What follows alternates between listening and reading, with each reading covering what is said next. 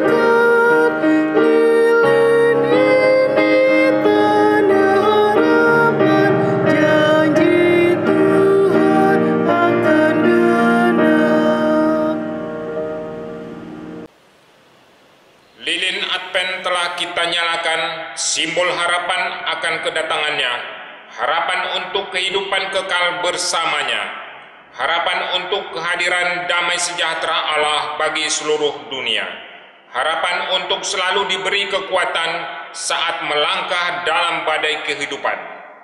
Lilin Advent telah kita nyalakan, simbol harapan bagi manusia yang hidup bergumul dengan pandemi COVID-19, ketidakadilan, kemiskinan, bencana alam, diskriminasi, HIV, dan AIDS.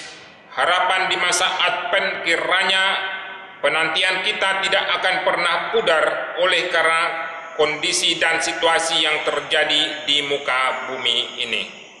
Lilin Advent telah kita nyalakan, harapan jangan sampai padam. Di tengah kesulitan hidup, hanya Allah saja harapan hidup kami.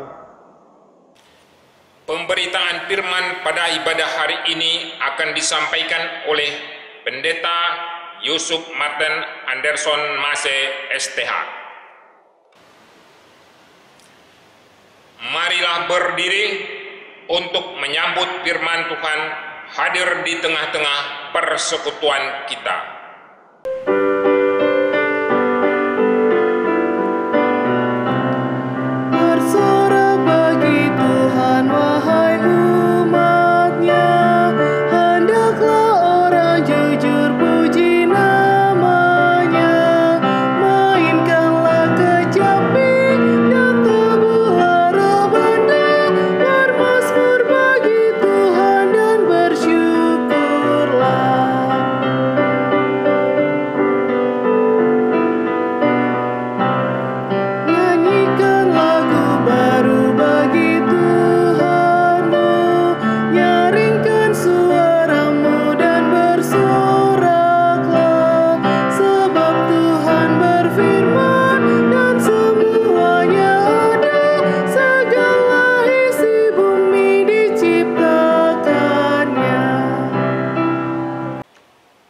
Jemaat Tuhan, marilah kita menghadap Tuhan dengan kita memohon.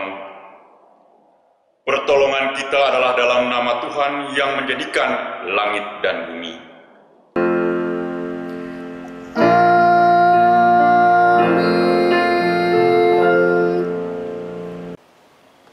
Siapakah yang dapat tahan akan hari kedatangannya?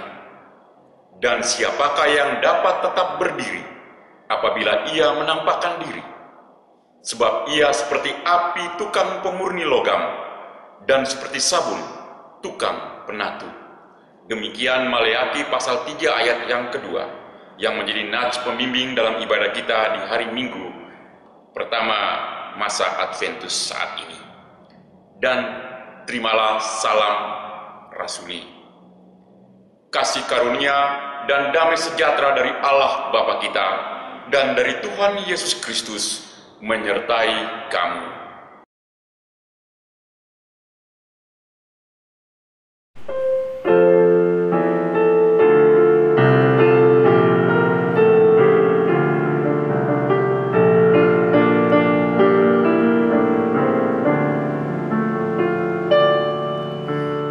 Datanglah Immanuel.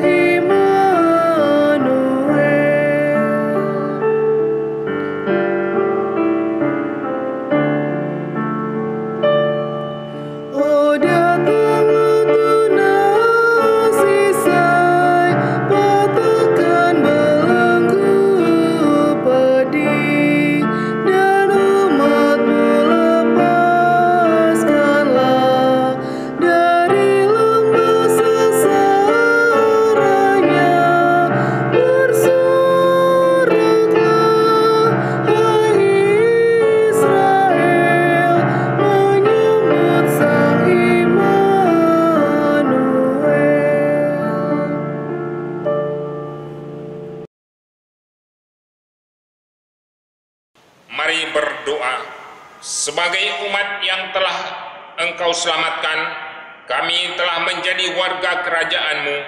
Hidup kami telah terjamin, kehidupan kekal telah kami dapatkan. Kasihanilah kami, ya Allah. Kami hidup dalam ketakutan, takut kehilangan kenyamanan hidup, takut menyatakan kebenaran-Mu. Sebagai umat yang telah Engkau selamatkan, kami telah menjadi warga kerajaan-Mu. Kami tidak perlu takut menghadapi kehidupan ini, karena Engkaulah Immanuel. Kasihanilah kami, ya Allah. Harapan kami pudar. Hidup dalam ketidakpedulian, bahkan tak peduli akan kasih-Mu bagi segenap ciptaan. Sebagai umat yang telah Engkau selamatkan, kami wajib bertindak dan bersikap sesuai dengan kehendak-Mu saat ini. Ajarkan kami mengingat apa yang sudah kami lakukan bagi orang-orang yang hidup bergumul dengan pandemi COVID-19, ketidakadilan, kemiskinan, bencana alam, diskriminasi, HIV, dan AIDS. Kasihanilah kami, ya Allah. Kami tidak mampu menunjukkan kasih-Mu kepada mereka. Kami gagal menjadi harapan dan menopang kehidupan mereka. Ya Allah, kami mohon,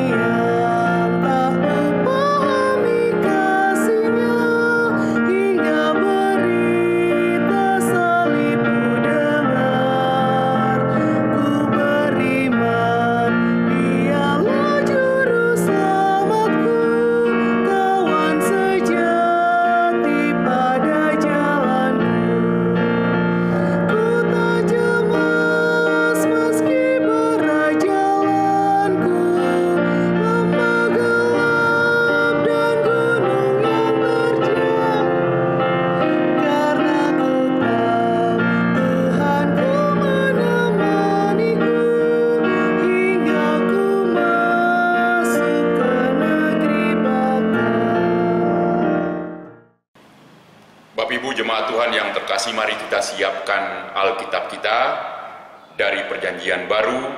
Kita siapkan terlebih dahulu kitab 2 Korintus pasal 8 ayat 1 sampai dengan 9. Kitab 2 Korintus pasal 8 ayat 1 sampai dengan 9 untuk bahan pemberitaan firman Tuhan pada hari Minggu di saat kita masuk masa Advent yang pertama. Mari kita berdoa, mohon bimbingan Roh Kudus. Kita berdoa. Tuhan Allah Bapa kami dalam surga, Alkitab di tangan kami. Telah kami buka, kami siap untuk baca dan mendengar firman Tuhan. Dalam berbagai bentuk persekutuan beribadah, baik pribadi, keluarga, maupun bergereja, sekalipun dalam kondisi daring. Sudah sering Alkitab ini kami baca, sudah sering kami dengar sabda firman Tuhan. Namun ketika kami kembali dalam berbagai aktivitas hidup yang Tuhan karuniakan kepada kami sering lalai, kami seringkali lupa akan apa yang telah kami baca dan kami dengar. Bila hari ini, di saat ini, kembali kami berkesempatan membaca dan mendengarkan firman Tuhan, Karuniakan kepada kami Roh Kudus-Mu Bapa, agar firman Allah yang boleh kami baca dan kami dengar tertanam dalam kehidupan kami, dan kami nyatakan di tengah-tengah aktivitas hidup kami yang memuliakan nama Tuhan. Kami hanya mampu melakukannya ketika hidup kami dipenuhi dengan Roh Kudus-Mu. Sertai dan bimbing kami Bapa, dalam nama Tuhan Yesus. Roh hikmat dan kebijaksanaan, kami memohon penyertaan-Mu dalam pemberitaan firman Tuhan saat ini. Amin. Jemaat Tuhan, mari kita berdiri untuk kita mendengarkan firman Tuhan. Maranatha.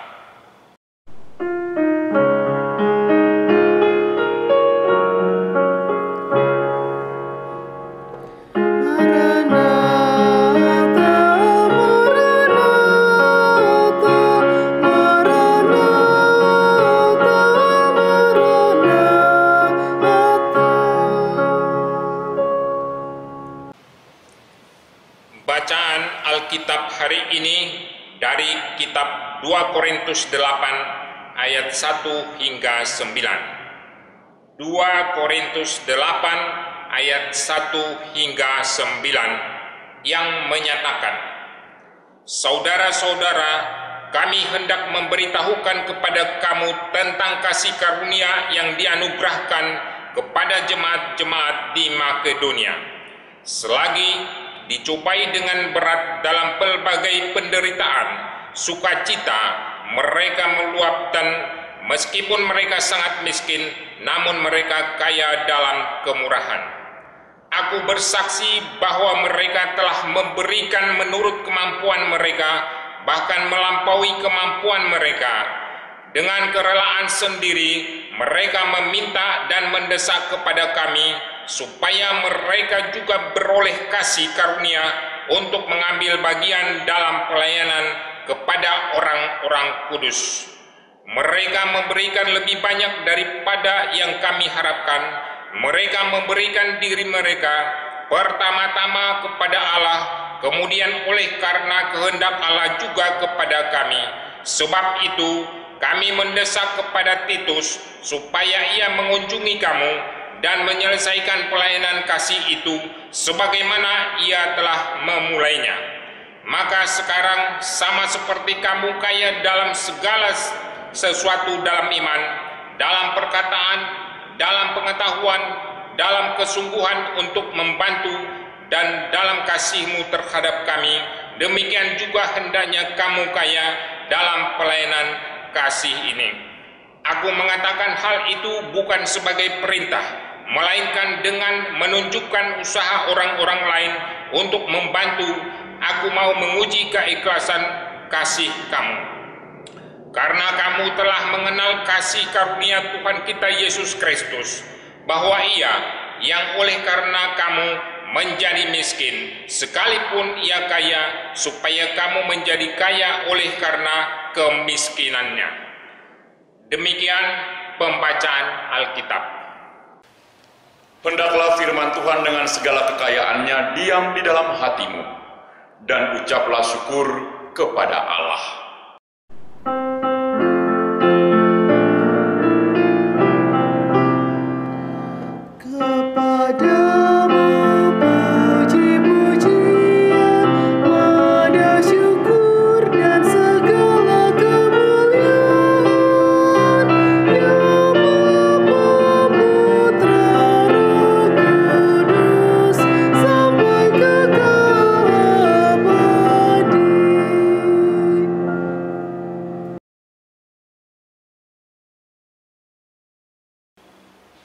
Shalom Bapak Ibu Saudara-saudara sekalian, selamat hari Minggu.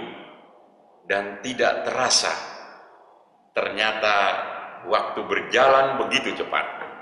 Bapak Ibu perhatikan, mulai hari Minggu ini dan selama beberapa minggu ke depan, warna kain mimbar, warna stola kita mulai berubah. Ini disebut dengan mulai kita memasuki masa Adventus, masa di mana kita bersiap diri, mempersiapkan segala sesuatu, menanti kedatangan Sang Raja Juru Selamat kita, Tuhan Yesus Kristus.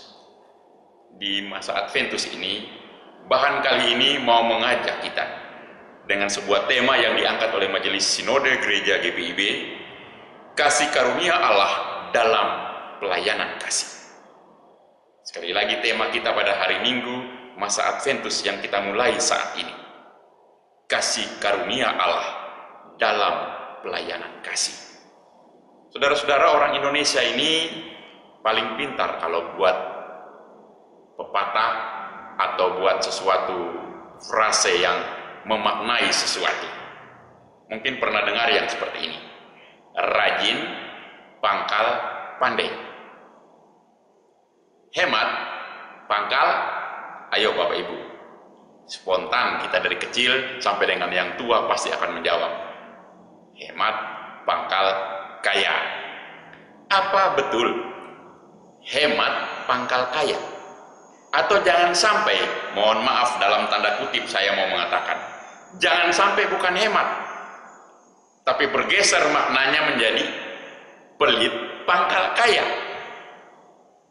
Beti loh Bapak Ibu Saudara-saudara, beda-beda tipis antara orang hemat dengan orang pelit. Nah, pada hari ini dalam bacaan kita diajak untuk mari kita belajar dari peristiwa yang terjadi di kawasan Asia Kecil ketika ada pengumpulan dana buat Yerusalem. Belajar dari masyarakat jemaat Tuhan yang ada di Makedonia. Makedonia ini kalau sekarang dia disebut dengan sebuah negara mandiri yang disebut dengan Makedonia Utara.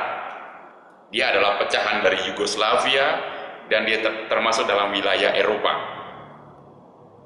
Makedonia ini sangat terkenal pada zaman lampau karena ini menjadi tempat asal kelahiran daripada Alexander Agung, salah seorang penakluk kawasan yang cukup terkenal pada masa yang lampau. Namun wilayah ini sebenarnya adalah wilayah yang sangat kecil dan miskin. Itu dalam bacaan kita, itu diberi gambaran secara sosiologis, geografis. Dikatakan di dalam ayat 2, meskipun mereka sangat miskin. Nah, itu kata bagi jemaat di Makedonia.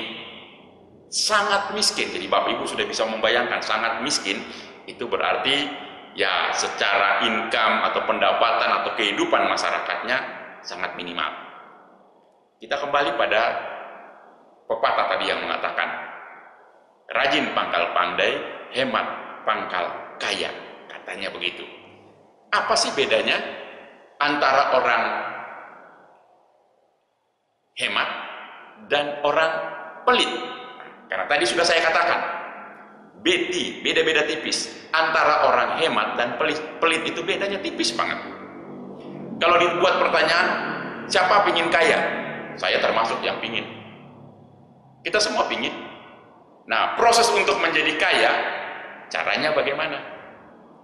Ada orang memakai pepatah tadi, hemat. Tapi ada orang cenderung terjebak dari hemat, geser-geser sedikit menjadi pelit. Nah, sekarang mari kita lihat apa bedanya. Ketika kita hemat, itu memberi ciri-ciri seperti ini. Terlihat pada saat seseorang itu memberi sesuatu. Sekali lagi Bapak Ibu, untuk kita tahu beda antara orang hemat dan pelit, itu kelihatan sekali pada saat dia memberi. Kalau orang pelit, nah, ketika dia memberi, dia berusaha memberinya itu dia ambil yang paling sedikit. Prinsip ekonomi dia pakai. Kalau bisa untung sebanyaknya, rugi paling sedikit, itu yang akan dia pilih di saat dia memberi. Kalaupun dia memberi, dia akan pilih yang paling kecil-kecil. Dia tidak akan mau ambil yang paling besar dan berharga. Mungkin Bapak Ibu Saudara dan saya, kita semua pernah mengalami beda antara hemat dan pelit ini ada Bapak Ibu. Ketika dia memberi lagi, dia seringkali harus diminta. Nah, ini ciri orang pelit yang kedua. Kalau diminta baru mau dia kasih. dia seringkali kehilangan inisiatif.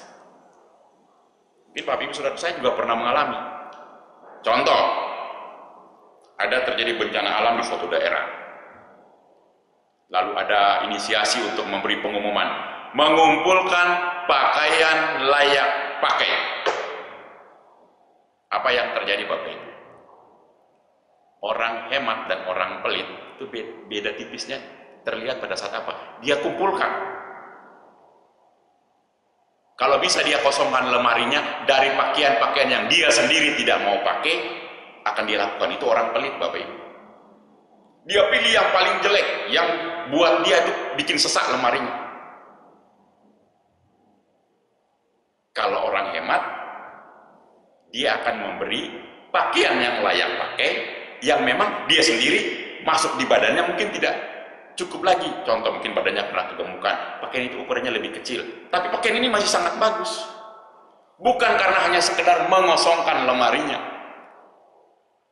Itu bedanya di situ Bapak Ibu. Sama-sama punya keinginan untuk memberi, tapi satunya memberi karena dia memang tidak bisa lagi memakai, bukan karena tidak mau pakai. Beda dengan orang pelit. Orang pelit itu karena dia sendiri tidak mau pakai, lalu dia kasih ke orang. Itu bedanya di situ Bapak Ibu. Kemudian Bapak Ibu, ciri yang ketiga, kalau dia memberi sesuatu, orang pelit, dia mikirnya minta ampun, semua dipikirin. Jadi ketika dia kasih, dia pikir. Tapi kalau orang hemat, apa yang ada pada dia, yang bisa dia kasih, itu yang dia kasih. Orang pelit, kalau dia kasih, Bapak Ibu hati-hati dengan orang pelit. Kenapa? Dia seringkali kadang-kala memberi karena ada U di balik B. Ngerti kan maksudnya saya Bapak Ibu? Ada udang di balik batu. Dia mau memberi karena dia ingin dapat sesuatu, kompensasi atau imbalan daripada pemberian tersebut. Kalau bisa dapat yang lebih besar, dia akan cenderung memberi. Bukan karena dia mau memberi. Bapak Ibu Saudara-saudara yang terkasih, kita ada sering kali di dalam posisi yang mana? Kita jadi orang hemat, ataukah kita jadi orang pelit? Memang seringkali kita ada di antara itu dua-dua. Bapak Ibu juga pernah mungkin mengalami. Di dalam gereja, kita lihat saja dalam gereja. Karena saya mau tanya kepada Bapak Ibu.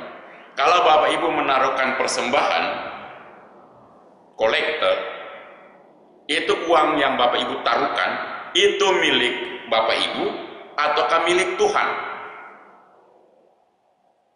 Pertanyaannya sederhana. Apakah itu milik Ibu atau milik Tuhan?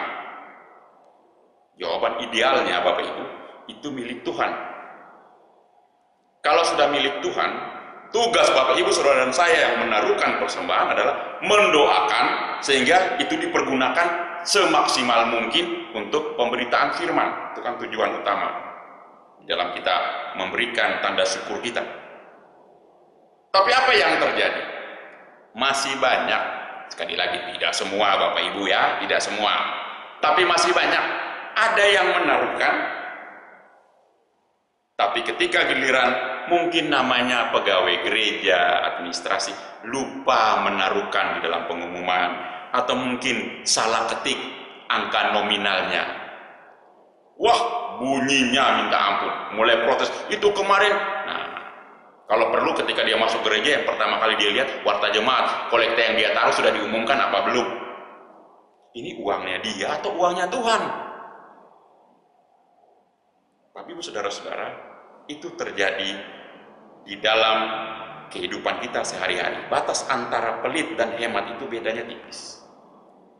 Lalu kemudian dalam bacaan kita hari ini, Rasul Paulus mengajak kita belajar dari jemaat di kota Makedonia, sebuah kota kecil yang dalam catatan sosiologis yang tergambar dalam Alkitab yang sangat miskin.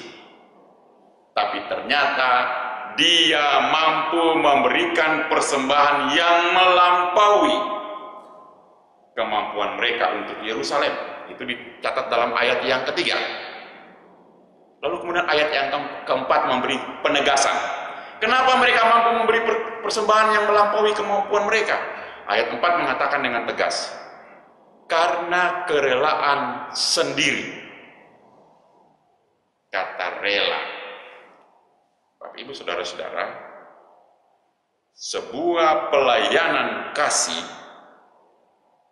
kalau ketika kita lakukan tanpa rela, kita siap-siap terjebak menjadi orang-orang pelit. Salah satu syarat di dalam kita memberikan sebuah pelayanan kasih, bahkan itu bisa melampaui kemampuan kita, syarat yang paling utama adalah dengan rela hati. Mungkin kalau kita geser sedikit ke dalam perikop selanjutnya, itu dapat tercatat di dalam pasal yang ke-9, ayat 7. Dan saya yakin jemaat Tuhan sudah hafal. Bukankah kata ini selalu muncul dalam setiap waktu kita mau memberikan persembahan di dalam liturgi kita? Saya bacakan ayat 7 pasal yang ke-9.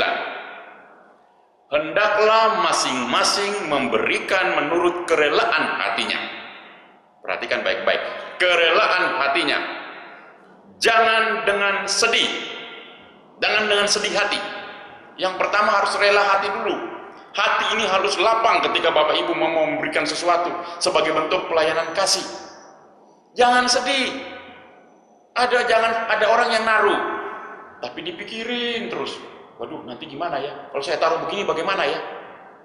Bagaimana Bapak Ibu ini? Bagaimana bisa menjadi sebuah pelayanan kasih? Rela, kemudian jangan dengan sedih atau karena paksaan. Paksaan itu bisa dari luar, bisa dari dalam Bapak Ibu. Tidak enak, di sebelah sudah taruh, saya juga taruh deh. Tidak enak, di atas sudah besar, masa saya di bawah kecil? Malulah. Itu intimidatif Bapak Ibu. Ada sebuah contoh di masyarakat, contoh kecil sederhana. Biasanya kalau orang mau mengumpulkan list, tahu list ya Bapak Ibu, daftar sumbangan, yang nama paling atas sengaja tulis yang agak besaran. Supaya apa? Nama yang bagian mulai bawah-bawah, tidak enak, di atas sudah besar, masa kita kasih yang kecil? Malu ah. Nah itu psikologisnya selalu buat seperti itu. Alkitab menegaskan kepada kita, harus rela hati, jangan dengan sedih hati atau karena paksaan. Paksaan itu bukan saja paksaan orang, kamu harus jumlah segini dong. Itu dari luar, tapi juga kadang-kadang intimidasi itu dari dalam. Kita sendiri yang udah enak hati, udah enak perasaan, apa kata orang nanti. Nah, itu muncul dari dalam diri kita. Sekali lagi, rumah besarnya adalah apa? Harus rela dulu Bapak Ibu. Bapak Ibu, saudara-saudara yang terkasih dalam Tuhan kita Yesus Kristus, ketika sebuah pelayanan kasih yang dikaruniakan Allah kepada kita, kita lakukan dengan rela hati. Bapak Ibu yakin dan percaya, pelayanan kasih itu akan sangat-sangat menjadi sebuah kesaksian yang membangun persekutuan. Itu juga yang terjadi pada waktu lampau ketika pengumpulan uang buat Yerusalem. Apa pembandingnya jemaat Tuhan yang ada di Makedonia? Pembandingnya adalah jemaat yang ada di kota Korintus sendiri. Coba lihat ayat yang ke-7. Secara sosiologis, Rasul Paulus mau mengatakan, kota Korintus itu kaya dalam segala hal. Anggota jemaatnya lebih top-top, punya kemampuan ekonomi di atas rata-rata dibanding Makedonia. Penghasilan warga jemaat yang ada di kota Korintus juga rata-rata besar dibanding dengan Makedonia. Tapi kenapa jemaat-jemaat di Korintus tidak bisa sebanding dalam pelayanan kasih dibanding dengan Makedonia? Karena apa? Karena mereka belum dengan sukacita dan rela hati memberi persembahan tersebut untuk menjadi pelayanan kasih. Bapak Ibu saudara-saudara, oleh sebab itu pada hari ini saat kita masuki masa Advent, di saat kita akan menantikan datangnya Sang Juru Selamat, mari kita periksa hidup kita. Apakah kita sudah hidup dengan sukacita memberi? Pemberian kita yang paling utama adalah hidup ini. Ketika kita dengan rela hati, dengan sukacita, kita memberi, bukan dengan sedih, bukan karena paksaan, Dan juga Rasul Paulus mau menegaskan, berdasarkan apa yang ada padamu. Sekali lagi, berdasarkan apa yang ada padamu. Itu dicatat dalam ayat yang 12, perikop yang sama. Maka apapun yang Bapak Ibu Saudara buat akan menjadi sebuah kesaksian yang kita sebut pelayanan kasih. Bapak Ibu Saudara dan saya mampu menjadi pribadi yang itu. Mari kita belajar hemat, tapi bukan pelit. Tuhan memberkati kita menjadi para pelaku pelayanan kasih di tengah dunia. Amin.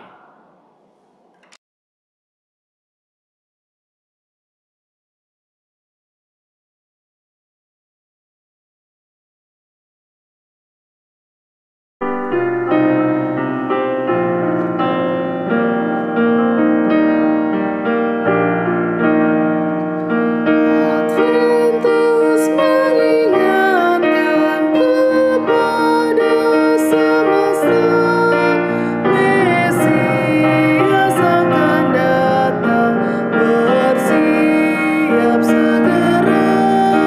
Buka pintu hatimu supaya masuk rajamu.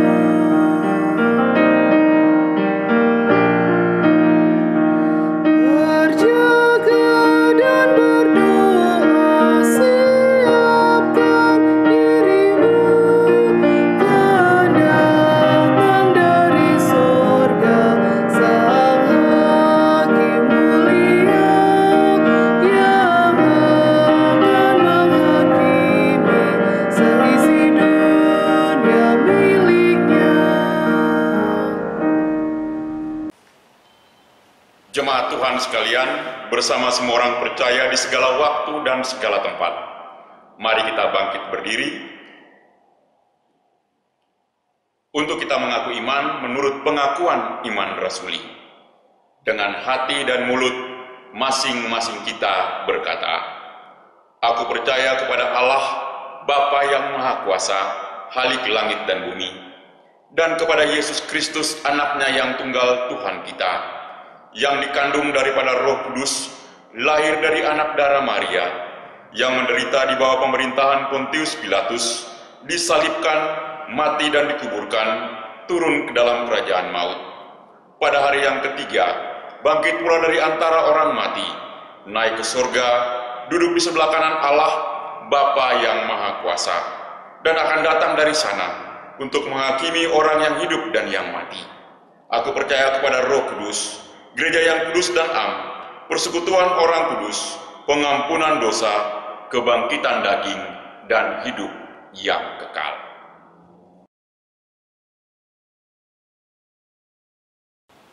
Jemaat Tuhan, mari kita membawa segala apa yang telah kita alami, maupun segala rencana yang akan kita jalankan ke depan.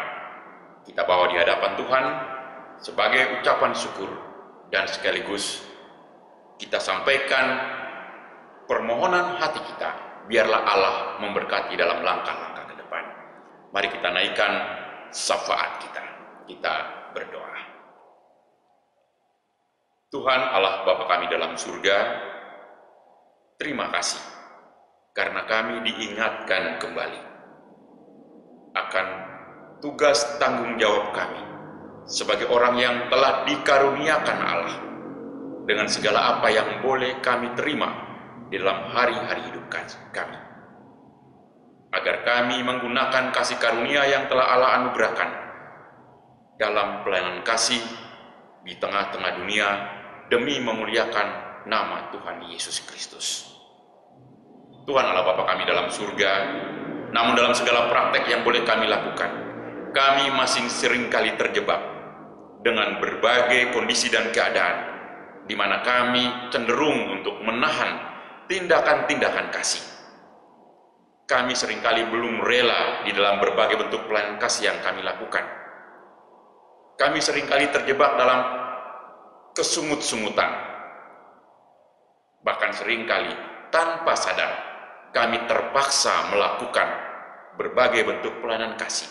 Kami mohon ampun ya Bapa.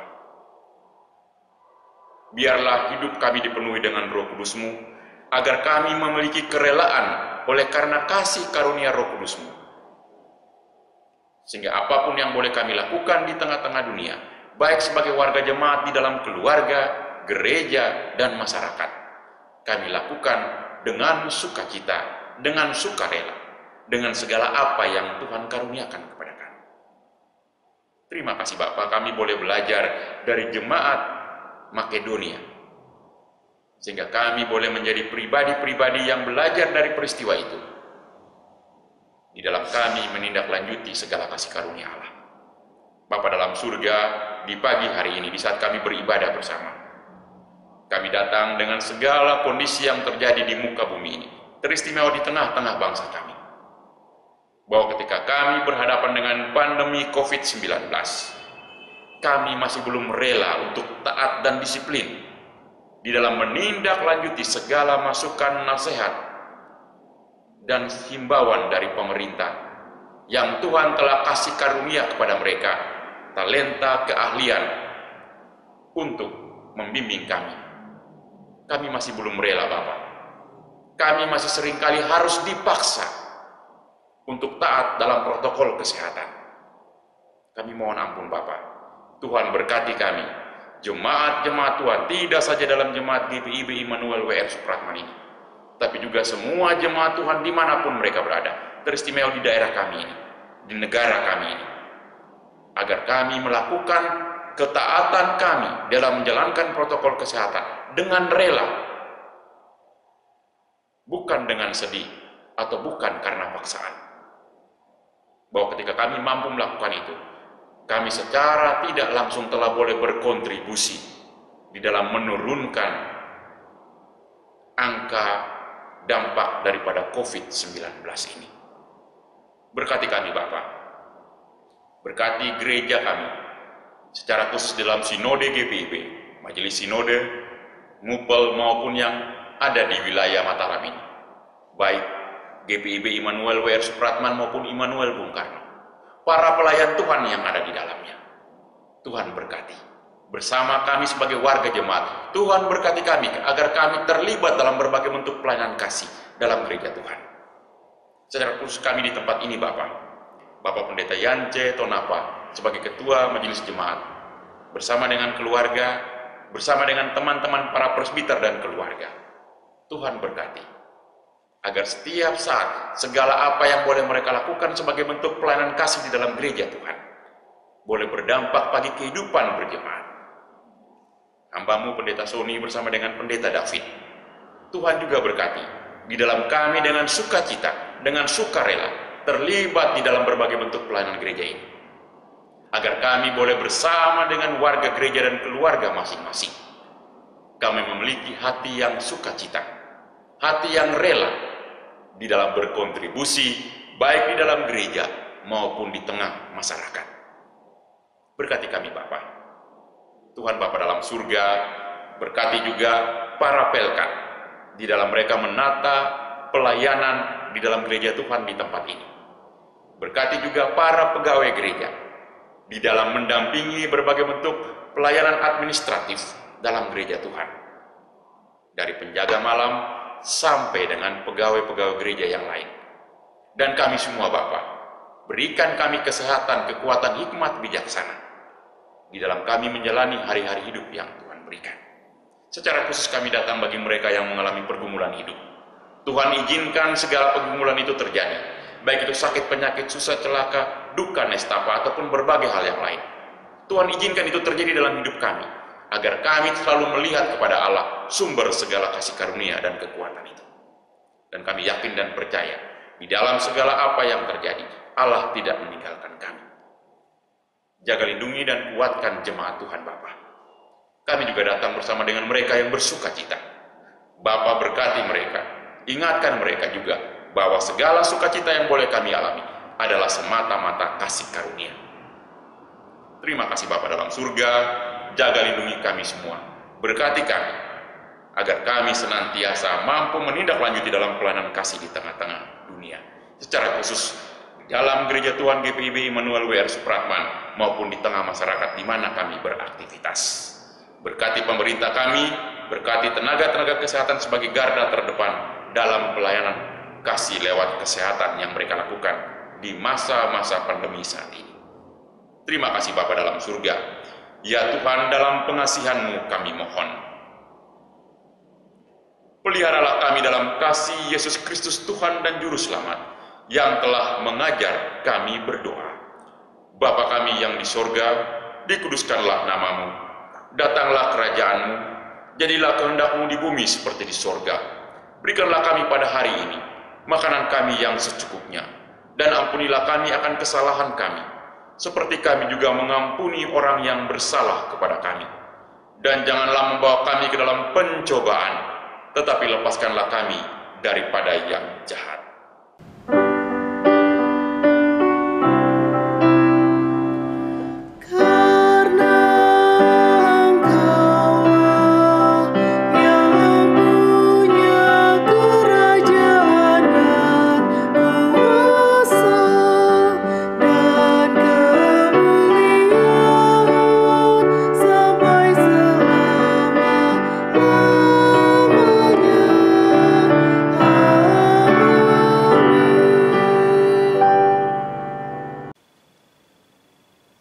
Jemaat yang dikasihi Tuhan, saatnya kita memberikan pengucapan syukur.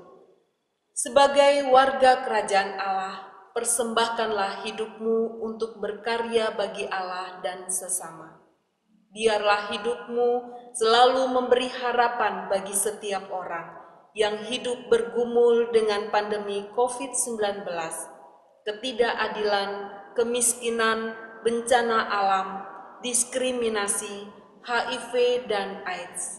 Tuhan Yesus memberkati persembahan saudara.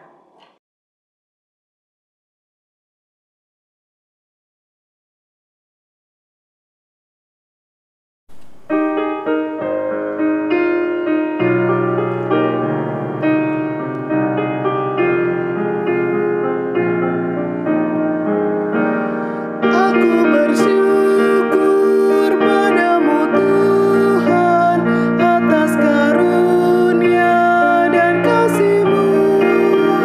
Seluruh jiwa, tubuh dan rohku ku persembahkan kepadamu. Ku bahagia, ku sukacita, ku ucap syukur selamanya.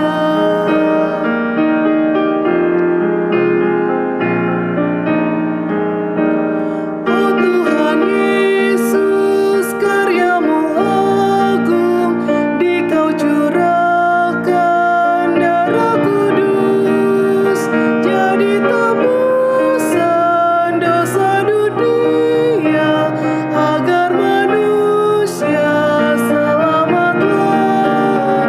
Ajarlah kami, bimbinglah kami, agar setia terus bersyukur. Jemaat, mari kita berdiri untuk menyerahkan persembahan ini kepada Tuhan dalam doa syukur secara berbalasan. Kita berdoa. Ya Allah, kami bersyukur atas kesediaan-Mu menjadikan kami sebagai warga kerajaan-Mu. Kami mempersembahkan hidup ini untuk berkarya dan menghadirkan damai sejahtera-Mu bagi segenap ciptaan. Ya Allah, pakailah hidup kami untuk terus memberikan harapan bagi dunia ini.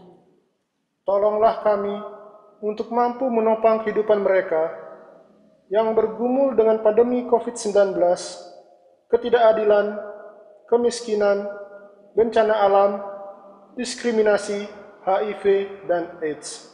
Amin. Amin. Jemaat Tuhan, pergilah, nyatakanlah kasih Allah bagi dunia. Walau sulit hidup yang kau jalani, jangan berhenti menjadi harapan. Walau penderitaan nampak tak berujung, jangan hentikan langkahmu untuk terus menopang kehidupan sesamamu. Ingatlah, Allah akan selalu menyertai kita.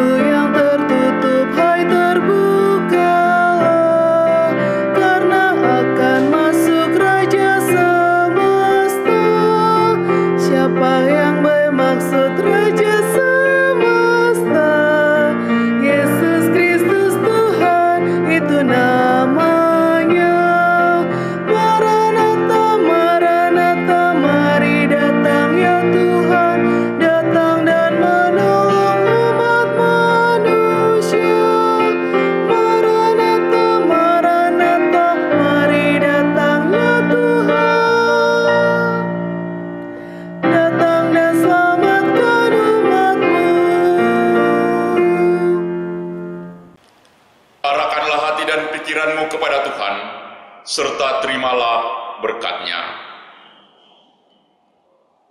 Tuhan memberkati engkau dan melindungi engkau. Tuhan menyinari engkau dengan wajah-Nya dan memberi engkau kasih karunia. Tuhan menghadapkan wajah-Nya kepadamu dan memberi engkau damai sejahtera.